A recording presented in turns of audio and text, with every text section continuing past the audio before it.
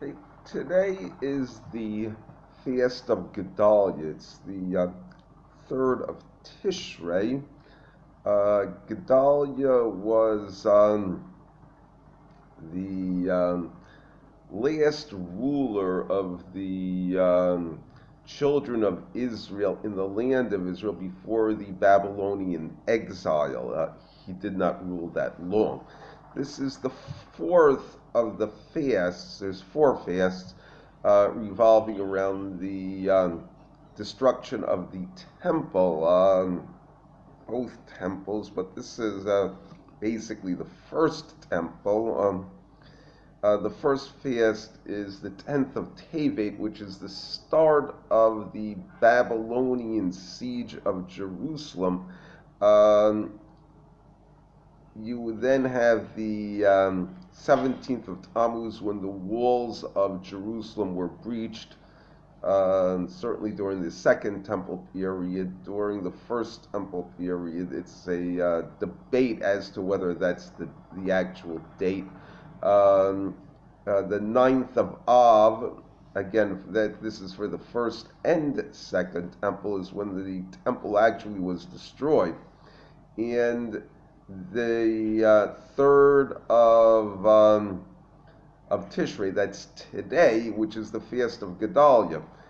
And the story of Gedalia is told in the book of Jeremiah, Yirmiyahu, the 40th parak, which details the conquest of really Judah by the Babylonians, Nebuchadnezzar. In fact, the exile took place over really a very long period of time, centuries probably. The first to go into exile were the tribes of Reuven, Gad, and half of Manasseh, who were living east of the Jordan River. They weren't actually in Eretz HaKodesh. It's the story of, it begins in the Chumash, where they had conquered these lands and they took their tribal lands outside of what would be called Eretz HaKodesh, the Holy Land. It was supposed to be part of Israel, but it had a lower sanctity.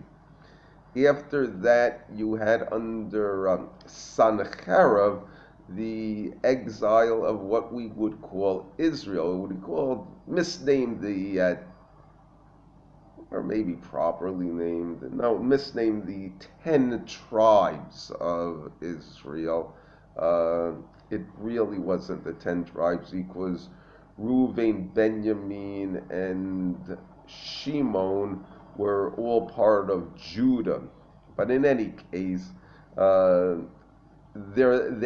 went into exile. It's what seemed to be the Pashtuns and the Taliban today. Then after that, you had the conquest of Judah, okay, by Nebuchadnezzar. The unified kingdom only lasted basically until King Solomon. After that, it split into the northern kingdom of Israel and the southern kingdom of Judah. We're called Jews because basically Judah clung to religion and clung to the temple. That's the main reason. Okay, the sin of Israel was denial of religion. They didn't want to have anything to do with it. They just said, well, we'd prefer to just forget the whole thing. That was their point of view. The point of view of Judah, and this is this is the essential theme of the Feast of Gedalia, is that they said they wanted to cling to religion, but in an extremely distorted way, in which case, on one hand, they liked the ideas of religion, but when they started looking at them too much, they'd get bored with them, or it'd be too much for them. So you have a certain amount of mockeries on top of the distortions, and those remain with us today and are really part of what you would have to call Haredi and Hasidic culture, where they'll make a big thing out of Shabbos, very important. It's one of the Ten Commandments. Then you have all of these rules that make Shabbos into more of a work day than actually going into work. I see children crippled, right? Can barely walk, sometimes need a wheelchair. And it's more than one of them. It's striking the number of children here who have physical disabilities. And you see them struggling on the steps on Shabbos. Can't use the elevator. Or you can put it on a timer, but nobody ever does. And if you do the Shabbos timers with elevators never really work. And they have all of these reasons why you can't use electricity. It's how it's worked. None of them are extremely logical, at least to my mind. So, on one hand, they're going to shul and they're all dressed up, and you see this kid, struggling on the stairs, his father carries him up the stairs. I'll carry up his wheelchair, So, something seems to be wrong with the system that would have come out with this sort of result. And the numbers are large. If you go into the New Testament, the first thing you have is Jesus criticizing the Pharisees, saying that the conclusions that they're drawing about Shabbos are nonsense. And if you go into the Tanakh, you'll see that you can bring obvious proofs that the approaches that they have are blatantly wrong. Okay, it's still an issue. To say Jesus or Yahushua of Notzri, that's a dirty word here. But in any case, going back to Gedalia, what you have is the Babylonians have conquered Israel, and they've sent the king into exile. They've destroyed the temple. Nevertheless, the people who were basically peasants remain. When the Babylonians conquered Israel, they took anybody who might cause them trouble or things of value. So they looted the temple and they killed all the soldiers and the army, but they still wanted Judah to be a functioning province in their empire. So they didn't have any difficulty with the peasants working the land, and they appointed as a ruler over the peasants Gedalia ben Achikam, okay, who was known as a righteous individual, needed some sort of government, so he was going to be the ruler. And what happens is that he was not from the house of David, and you had another person, Yishmael ben Elishama, who wanted to be ruler. He was from the house of David. If you were going to be logical, you would say, look, the situation is so bad, this is not a time to be meticulous about things of this nature. Whether he was just simply being foolish is not at all clear, or whether he was just simply a Russia of some sort is also not clear. Probably not a Russia, but what you're going to come up with, it's a line it's the final verse in the book of Hosea, which says, "Who is wise that he will understand this, and who is an understanding person that he will know them?" Okay, it says, and then it gets to the heart of it. It says, because Ki Yisharim Divrei Hashem, that the words of Hashem are straight. Okay? Sadikim Yelchubam, that the righteous walk in them or follow them. Ufoshaim Yikshalubam, and criminals, violators is the best word for a posheya, they stumble in them.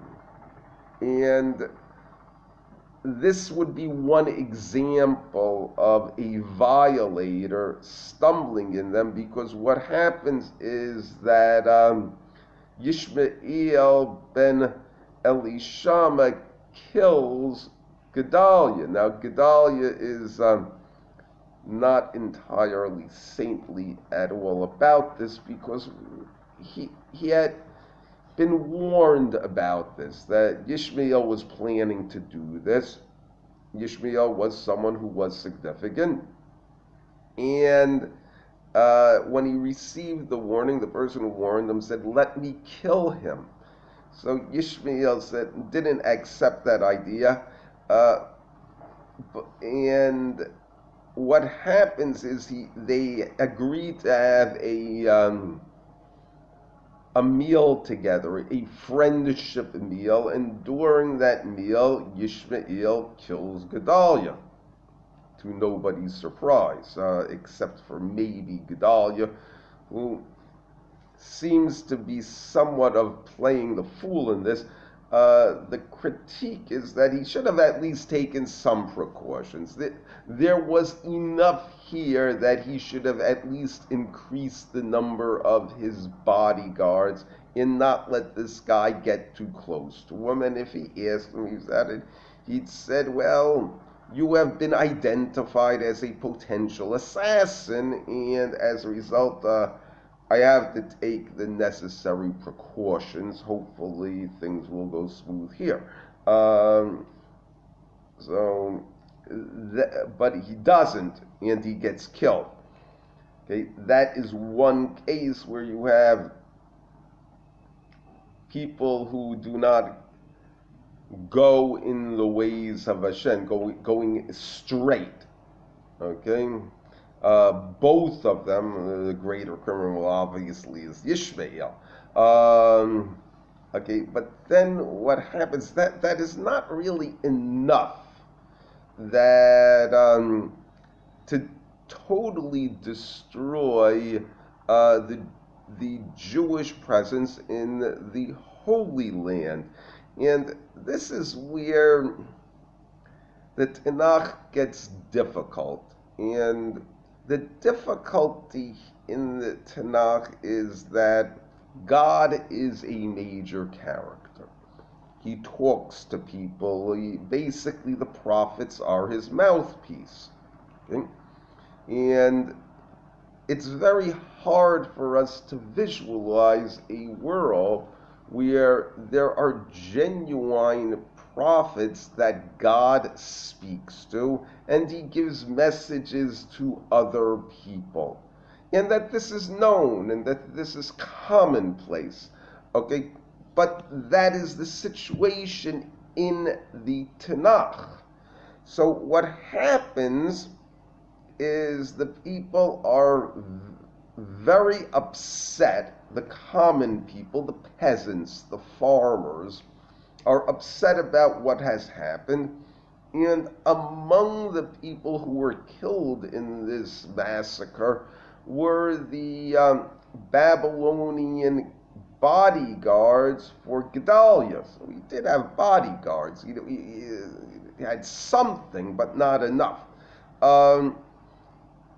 And they go to Jeremiah, Yirmiyahu. This is all in the book of Yirmiyahu, who is the prophet. He's known as the prophet. He's been prophesying for years. Okay? And they say to him, inquire of Hashem, what should we do in this situation? Today, sometimes people have fortune tellers, but by and large, they're not taken seriously. Here, in the case of the prophet, you're dealing with somebody who really who could communicate with the supernatural, and the ultimate supernatural being the Holy One, blessed be He. Okay, so they ask him, what does God have to say about that? Should we stay or should we leave? That's the main question. So the answer that Yirmiyahu gets from HaKadosh Baruch Hu, it's quite lengthy, and he gives them the answer, is that you really shouldn't have asked, and in doing this, you have sinned with your life. You're going to get killed miserably because you asked this question. If you had never asked, you wouldn't have gotten into trouble. Okay? So, what God says is you should stay in the land. He says, I'll make it that the Babylonians will still be kindly disposed towards you, even with this. Okay? However, if you run away to Egypt, okay, then I will chase after you, and you will die a horrible death after all sorts of horrible things happen to you. Okay? So what do the people do after this whole prophecy is over? They say, we have to flee to Egypt. Exactly what they were told not to do. Okay? That everything that Yirmiyahu said is a lie. They have to go to Egypt. And what happens is, when they flee to Egypt, from a narrative standpoint, the narrative continues, then Nebuchadnezzar conquers Egypt and he kills all the Jews who fled to Egypt. However, from the standpoint of the holiday, Israel is left without any Jews. Zero. There is nothing there. And that's why it's the fast day it is today, because it was the last ember of Jewish presence in Israel. You do not have that with the Second Temple period. From the time the Jews came back under Ezra, I say Jews because it was basically the kingdom of Judea. Now, the kingdom of Judea contained more than just the Judeans, who you would call Jews, Yehudim, Yudim, okay? In German. It also included the entire tribe of Benjamin, and it included the tribe of Shimon. And because of many wars, Ephraim, which was very ambivalent, they could be very hostile to Yehuda, basically, it would seem, because for a number of reasons. On the other, they could be hostile to Yehuda based on what would seem to be the ancient dispute between Yosef and Yehuda. Okay, Yehuda being the one who proposed that Yosef be sold into slavery, when if in fact he had said just let him go, they would have done that too. So you have that hostility. You have other issues as well. But you have an aspect of Yehuda who are the ones who are particularly into denial, and then you have an aspect of Yehuda that are the ones who are particularly religious. And you also have a situation where Ephraim is on the border with Judah. So whenever the wars happened, and Judah was typically the winner, they would advance into Ephraim. So a lot of Ephraim became part of Yehuda. You also had during the times like during Chizkiyahu, where you would invite the people to Jerusalem for the Pesach offering, the Pesach festival. You'd always have a lot from Ephraim that would go. I tend to consider myself more of an Afridi than a Jew. Maybe that's a gesture to the Taliban. But in any case, the Jews, because that's what they were called, came back during the days of Ezra. And what happened after that, you had all sorts of, you had heights and lows, mainly a descent, but you never had the land of Judah or the land of Israel, whatever you want to call it, Canaan, the Holy Land, absolutely empty of Jews. There are Jews today living in the land of Israel, state, okay? And a common question is, from what nation do you hail? And they'll say the land of Israel. You say, well, when you had to come from somewhere else? No, they said from Ezra, Babylon. And you have a small number of people like that. And I think that you have the story of the Ramban, who says that when he came to Jerusalem in 1267, that there were something like 2 Jews living in Jerusalem, or that there were 2 Jewish workers in Jerusalem. So you had various places. It never got that down to 0 here. You always had Jews somewhere. But what you're talking about, the lesson of the fast of Gedalia is this caution against sophistry and rebelliousness that really is pervasive here. It's not as bad as it once was, but it's a case where if somebody is doing something that you can't stand, you think that it's just simply to be polite and accommodating, especially if you're dealing with a people who specifically say that kindness and humility are virtues, that they would refrain or lessen doing the things that annoy another person for whatever reason, or especially if they're wrong. But instead they do it more, okay?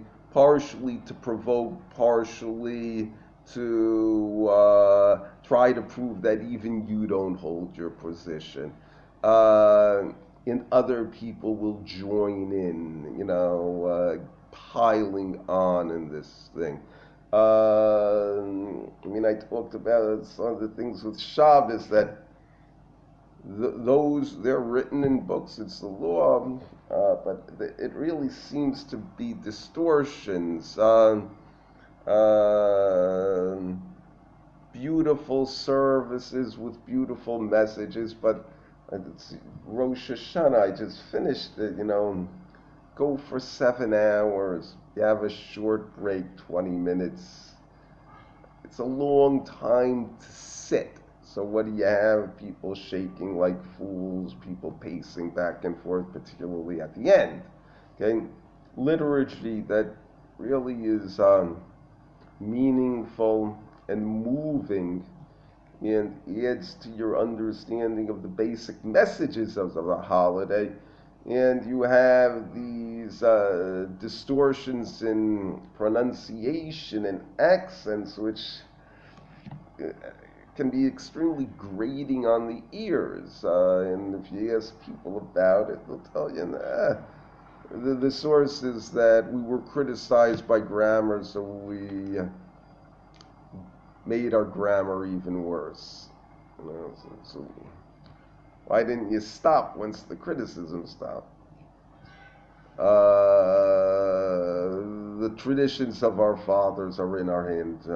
Minhag avotenu b'yameinu, b'yadenu. But what about the way it sounds? Then they laugh at you. Okay, I mean, I'm not saying that this is 100%, but what I'm saying is that this is a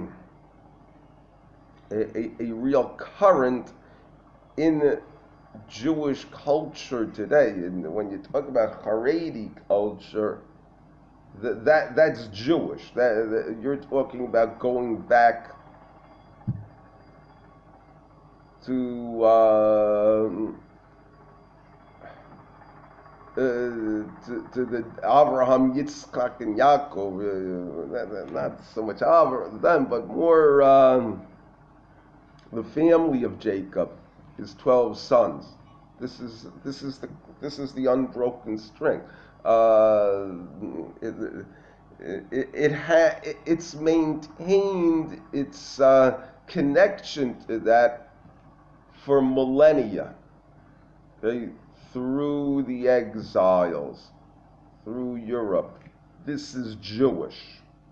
When you start talking about secular Jews or even modern Orthodox, they too have some of the 12 sons of Jacob in them and all of the collective Jewish experience. But the foreign influences on them can be quite strong. You take a look at a secular American Jew, went to Jewish public schools, had a bar mitzvah, but so they know something. Maybe took a Jewish studies course in Judaism in college. That's not the same as somebody who's basically lived among Jews, went to Jewish schools, the whole thing. So, this whole issue of being rebellious, distorting the word of Hashem, you get into discussions. You say, well, you read the Bible, the 5 books of Moses, you have the 10 Commandments, and then you have various other laws within the Chumash that are basically explorations of the 10 Commandments. Not 100%, or at times it's subtle, but more or less. And then you have Moshe Rabbeinu in the book of Devarim giving basically his instructions and his take on it, and that continues until the present day. But the further away you get from the Chumash, you start getting all sorts of sophistry, frivolities, distortions, mockeries. Okay, the message is that it's like the Chacham Tzvi, who there was a question. Right now, it's normative to wait 6 hours if someone has eaten meat, then before having a dairy product. So there is a basis for that in the Talmud. In the Chumash, not so much, but there is a basis in the Talmud. It is subject to debate in the Talmud. Well, not so much in the Talmud. In the Talmud, it's basically oblique.